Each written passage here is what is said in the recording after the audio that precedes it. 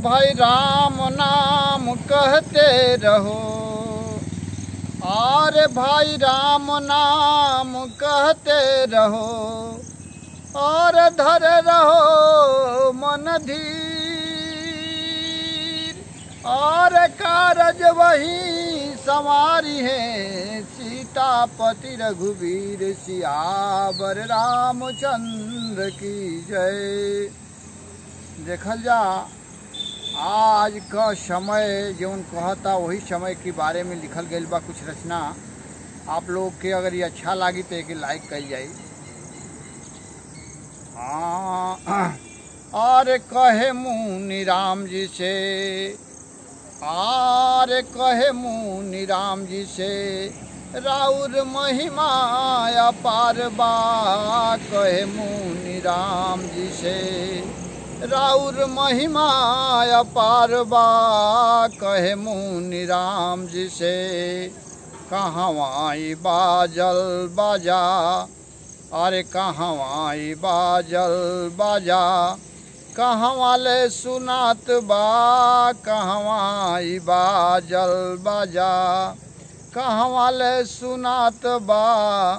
और केहू कहे चाइनीज बाजा, केहू कहे चाइनीज बाजा, केहू के वायरस बुझात बा।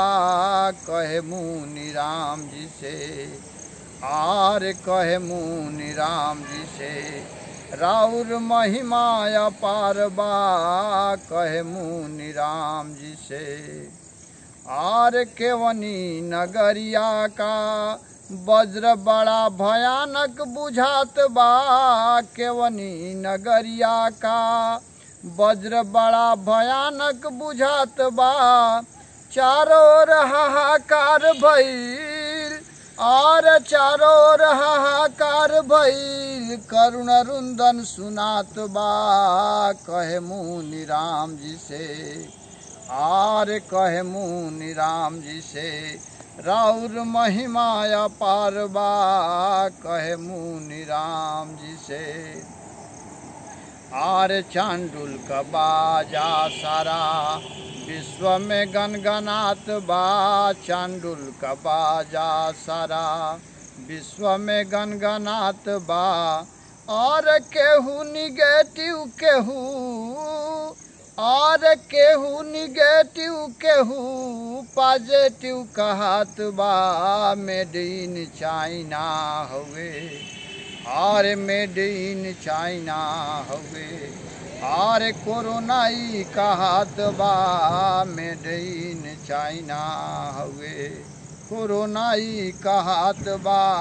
कहे मुनि राम जी से, राउर महिमा अपार बा। कहे मुनि राम जी से, और यूपी के गाजीपुर में, और यूपी के गाजीपुर में काशी धाम इंद्र द्वार बा। यूपी के गाजीपुर में काशी धाम इंद्र द्वार बा।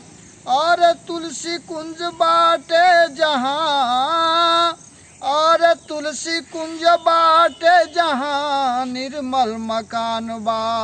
हनुमत नगरिया जहाँ, आरे हनुमत नगरिया जहाँ, काशी बाबा जी के धाम बा। हनुमत नगरिया जहाँ, काशी बाबा जी के धाम बा। कहे मुनि राम जी से, और राउर महिमा अपार बा। कहे मुनि राम जी से, मंदिर में अर्चन पूजा कीर्तन गवात बा। मंदिर में पूजा अर्चन कीर्तन गवात बा। और ऐजा सब कुशल रही, और ऐजा सब कुशल रही, जहाँ ई रचना गवात बा। और ऐजा सब कुशल रही, जहाँ ई रचना गवात बा। कहे मुनि राम जी से, राउर महिमा अपार बा। कहे मुनि राम जी से, आर राउर महिमा अपार बा कहे मुनि राम। जैसे जय श्री राम।